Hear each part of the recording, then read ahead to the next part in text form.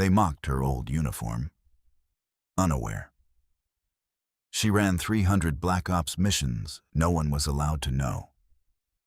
They laughed the moment she walked in.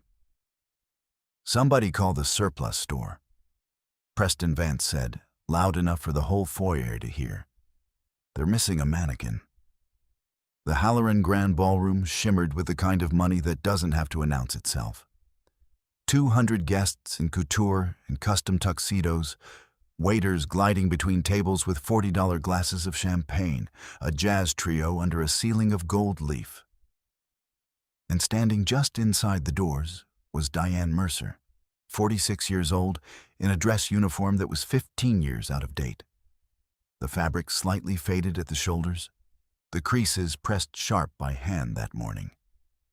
Preston Vance, CEO of Vance Defense Systems, watched her from the bar with a martini in his fist.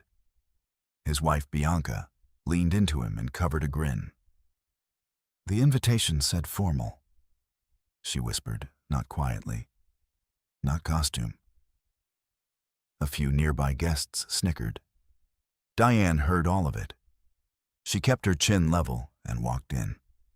What Preston didn't know was that the woman he just called a mannequin had spent 11 years doing work that will never appear in a single public record. What Bianca didn't know was that by the end of the night, her husband's largest government contract would be quietly, permanently gone.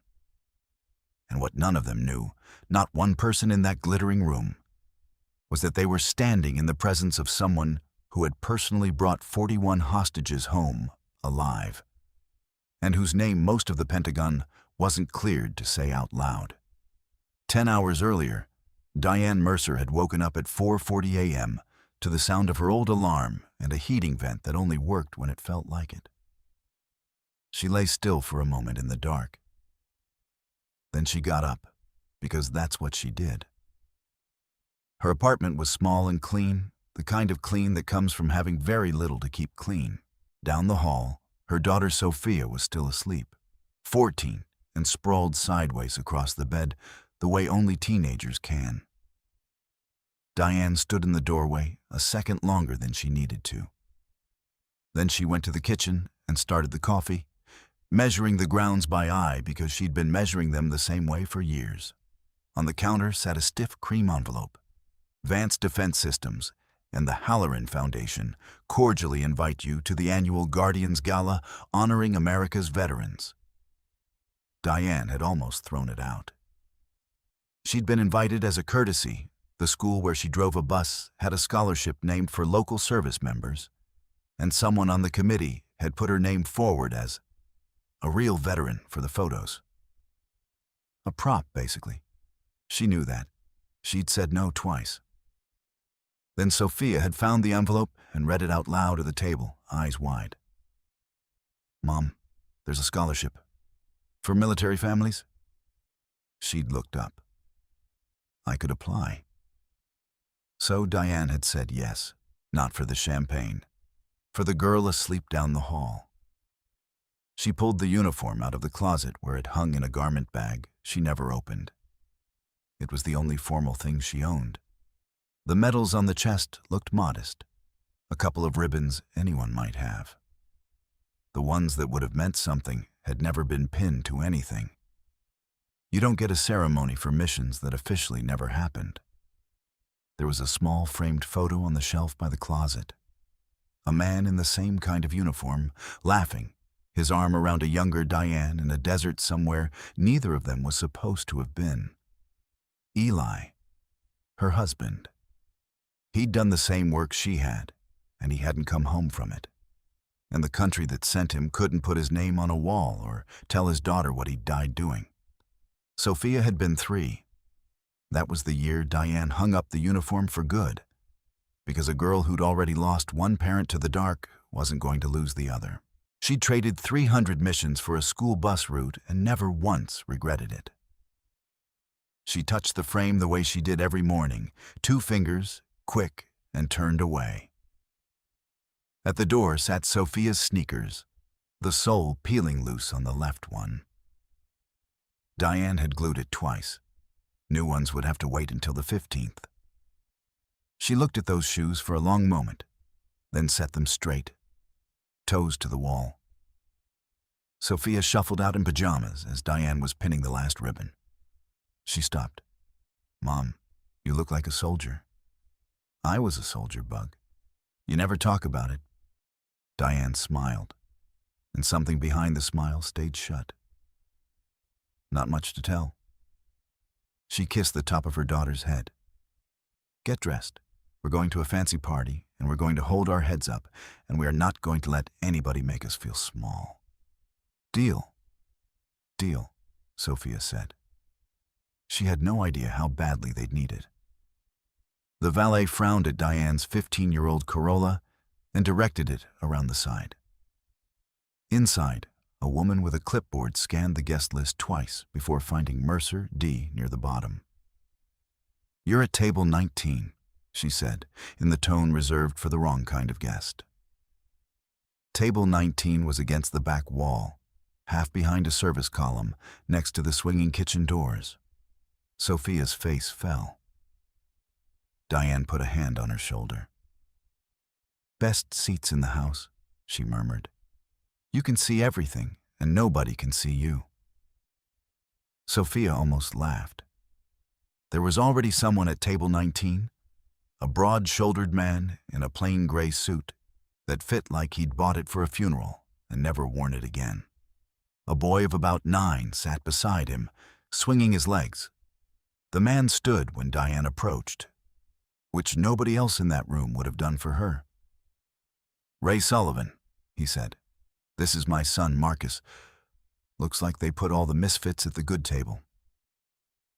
"Diane?" "My daughter, Sophia." She sat. Ray had a quiet way about him, the stillness of a man who'd learned it somewhere hard. "You serve?" she asked. "Medic. 2 tours." He said it plainly, the way real ones do. "You?" "A while ago." She left it there. He didn't push. That was the first thing she liked about him. Across the room, Preston Vance had spotted his target. He crossed the floor with Bianca on his arm and a small crowd trailing, the way sharks travel with pilot fish. He stopped a few feet from table 19 and looked Diane up and down like an appraiser at an estate sale. "That's a vintage look," he said. "Real thrift store chic.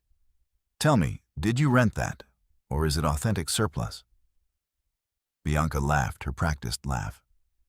2 of the pilot fish joined in. Diane set down her water glass. "It's authentic," she said evenly. "Sure it is." Preston winked at his crowd. "Everybody's a war hero these days. My contracts armor the real ones." He said it to the room more than to her, the way a man does when he needs an audience to feel large. Something flickered across the room, then that only Diane caught. A silver-haired man near the head table, a retired officer by his bearing, had turned his head slightly at the sound of her voice. Just for a second. Then a waiter passed between them, and the moment closed. Diane filed it away out of habit. In her old life, noticing who noticed you was the difference between coming home and not. She turned back to her daughter, who was staring at her plate, cheeks burning. "Eat your bread," Diane said gently. "It's good bread." Ray waited until Preston's crowd had drifted off. "You didn't take the bait," he said, quiet. "Most people would have." "Most people haven't spent 3 days in a hide site not moving," Diane said, before she could stop herself. Then catching his look, "Long story. Point is, I've got a lot of patience banked." Ray studied her a moment, the way she'd tracked the room without seeming to, the way she'd sat with her back to the wall and her eyes on the exits. He was a medic. He read bodies for a living. Hers was telling him something her words weren't. But he only nodded and slid the breadbasket toward Sophia. "He's right about one thing, though," he said mildly. "It is good bread." Sophia laughed despite herself, and some of the color came back into her face. And Diane shot Ray a look of pure, grateful surprise. The evening ground on. Preston made sure it did. He found reasons to pass table 19. Once he accidentally bumped Diane's chair. Once he stopped a waiter from refilling her water. I think this table's had enough, and laughed like it was a joke everyone was in on. Sophia's hands were shaking under the tablecloth. Ray watched Preston with the flat, patient look of a man who had triaged worse things than a rich bully, and said nothing, because Diane's face told him she didn't want him to. When the speeches began, Preston took the stage. He was a foundation donor. Of course he took the stage. He talked about supporting our war fighters and the true cost of freedom, and gestured at one point vaguely toward the back of the room, toward table 19, and said, "We even made sure to include some local color tonight." The laughter that followed was the worst sound Sophia had ever heard. She stood up. "Sophia," Diane said quietly, "he can't just sit down, baby. Please." And Sophia, hearing something in her mother's voice she'd never heard before, not anger, but something older and colder and completely steady, sat down. Diane leaned close to her daughter's ear. "You want to know the secret to men like that?" she whispered. "They spend their whole lives afraid someone will find out they're small. So they make everyone else feel smaller first. Don't hate him. Just watch. The world settles these things. It always does." She didn't know it yet, but the world was about to settle this one in the next 90 minutes. Ray leaned in from her other side. "You're a lot calmer than I'd be," he said under his breath. "I've had practice," Diane said. And for the first time all night, she smiled, a small, private smile. And Ray felt the strangest certainty that he was sitting next to someone he'd badly underestimated, the same as everyone else in the room. He was right. He just didn't know how right. Sophia excused herself to the restroom, and Diane found her a few minutes later in the corridor, sitting on a bench, crying the quiet way kids cry when they've decided not to make a scene. "I hate them," Sophia whispered. "They think we're nothing. They think you're nothing." Diane sat down beside her. For a moment she said nothing at all. Then she took her daughter's hand and turned it palm up. "You see this?" She traced a thin white scar across her own palm, one Sophia had asked about 100 times and never gotten an answer to. "I got this carrying someone else's kid out of a place I'm not allowed to name, so that kid could grow up. I have never told anyone that. I'm telling you." She closed Sophia's fingers over the scar. "People who need to make you feel small have never carried anything real in their lives. Let them laugh. It costs us nothing. Now, dry your face, because we do not let them see us cry. We are Mercers." Sophia wiped her eyes. "We're Mercers," she repeated, steadier. What neither of them knew was that back in the ballroom, a silver-haired man had just heard Diane's voice carry down that corridor, and had gone very, very still. Near the head table, the silver-haired man was on his feet again. He'd been squinting toward the back of the ballroom for 10 minutes. Now he set down his glass and began, slowly, to walk in that direction. And something in the way the room's staff straightened as he passed made a few people turn to look. The evening's program had reached its centerpiece. The foundation was presenting its annual Guardian Award, and the MC announced that the presenter would be a very special guest who insisted on a few words. The silver-haired man changed course and stepped up onto the stage instead. And the moment the spotlight found him, a ripple went through the older guests, the ones who read the defense pages. "For those who don't know me," he said, "my name is Marcus Hale. I retired 4 years ago." He let that sit. A 4-star general, former commander of the nation's entire Special Operations Enterprise. Preston Vance, at his front table, sat up very straight and arranged his face into its most important expression. "I had a speech prepared," General Hale said. "I'm not going to give it." He looked out over the room.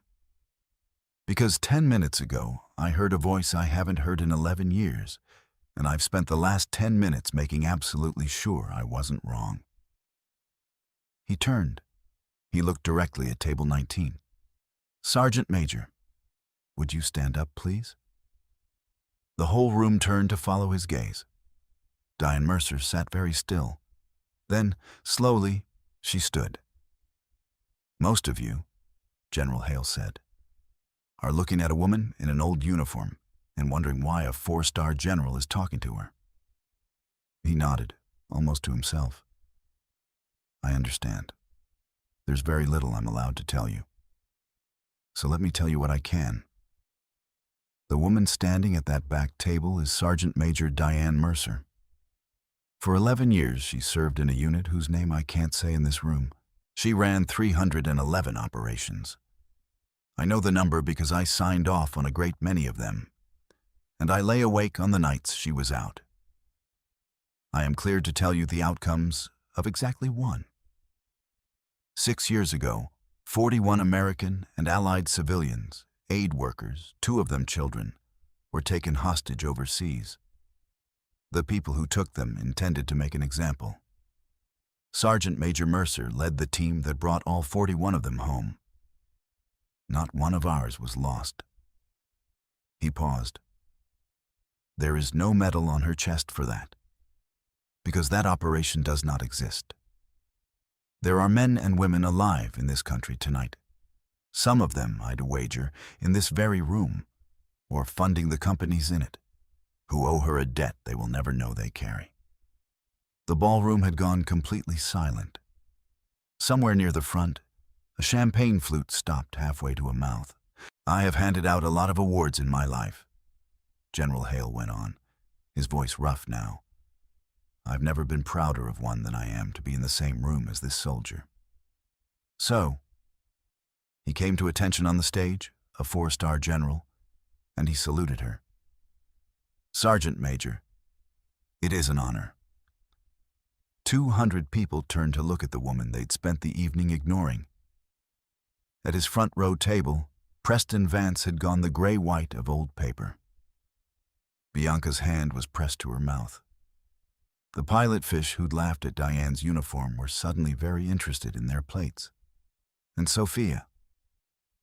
Sophia was standing again, but this time her face was wet and shining, and she was looking at her mother like she'd never truly seen her before. Diane didn't gloat. She didn't smile. She came to attention the way you don't forget how to do. And she returned the general's salute, and she held it. When she lowered her hand, she looked only at her daughter. "That's who you are," Sophia whispered.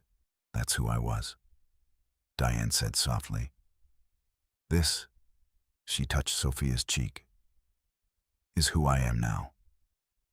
The applause, when it broke, was not polite. It rolled up from the back of the room and swept forward and did not stop. And the loudest people clapping were the ones who'd been laughing an hour before, because there is nothing a certain kind of person fears more than being on the wrong side of a story everyone will be telling by morning. Preston Vance clapped too. He had to. His hands looked like they belonged to someone else. They found each other on the terrace afterward, away from the crowd trying to shake Diane's hand. Ray leaned on the stone railing beside her, both kids inside pressing their faces to the glass and grinning. 300 missions, he said quietly. And you let that man call you a mannequin? 311, she said. And yeah, I did. Why? Diane looked out at the dark. Because the whole point of the job was that nobody could know. You get good at being invisible. After a while, you stop being able to turn it off. She was quiet a moment. And because I spent 11 years around the loudest, most dangerous people on earth. A man in a tuxedo doesn't scare me, Ray. He just made me tired. She smiled a little. I didn't want to be seen tonight. I wanted my kid to get a shot at that scholarship, that's all. Ray nodded slowly. Then, for what it's worth, I saw you. Before the general, back at the table. He shrugged, awkward. A medic who could dress a wound, but not this. You held that whole thing without flinching. I noticed. I just figured you were tough. Turns out I had no idea. He glanced at her. I'd like to keep finding out, if that's a thing you'd want. Diane looked at this quiet man in his funeral suit, his boy laughing at the window beside her girl, and felt something she hadn't let herself feel in a very long time. I'd want that, she said. Neither of them saw Preston Vance slip out the far door, phone already at his ear, his voice tight with the particular panic of a man who has just realized the whole city watched him mock a war hero. His night was over. But the consequences, the real ones, were only getting started. By Monday, the video was everywhere. Someone at table 12 had filmed the entire thing, and General Hale saluting a bus driver in a 15-year-old uniform is exactly the kind of story the internet was built to carry. By Tuesday, it had 11 million views. By Wednesday, Vance Defense Systems had a problem. The department had been weeks from renewing Preston's largest contract, a 9-figure sustainment deal. On Thursday morning, the review board received a brief, formal note that the award would be reopened to competitive bid, pending a review of the vendor's standing. No reason was given in writing. None had to be. Half the board had seen the video, and one of them had made a single phone call to a retired 4-star who'd said only, "I wouldn't." The deal that had built Preston's whole reputation evaporated in the time it takes to forward an email. 2 of his own vice presidents quietly updated their resumes by Friday. Preston recorded a teary apology video that got 4 million views and made everything worse. The comments were merciless. When someone finally reached General Hale for a statement, he said just 8 words. "I have nothing to add. The record speaks." He felt no satisfaction saying it. Just the quiet certainty that people eventually meet what they build. Bianca Vance discovered that the friends who'd laughed loudest with her at the gala were suddenly unreachable. 2 charity boards let her seat lapse.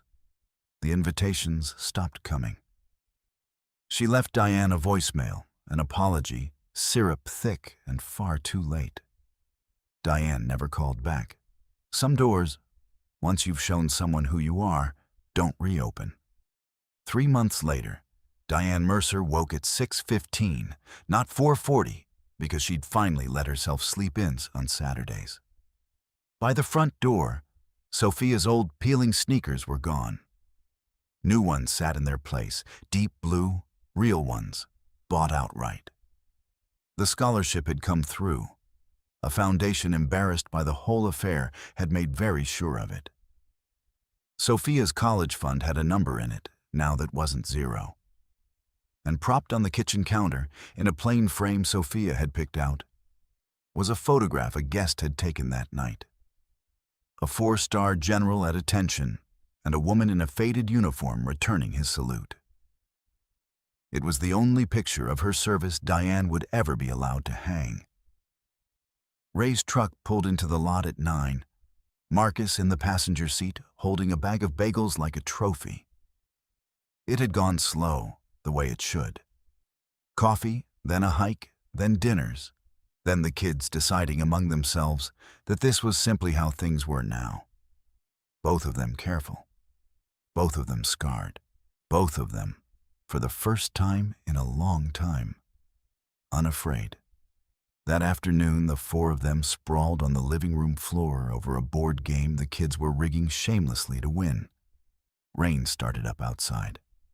Inside was warm. Ray's hand found Diane's on the carpet and squeezed once. She squeezed back. Sophia and Marcus were whispering about something, heads bent together, and Diane caught the words, "when they get married," before they dissolved into giggles. Diane didn't correct them.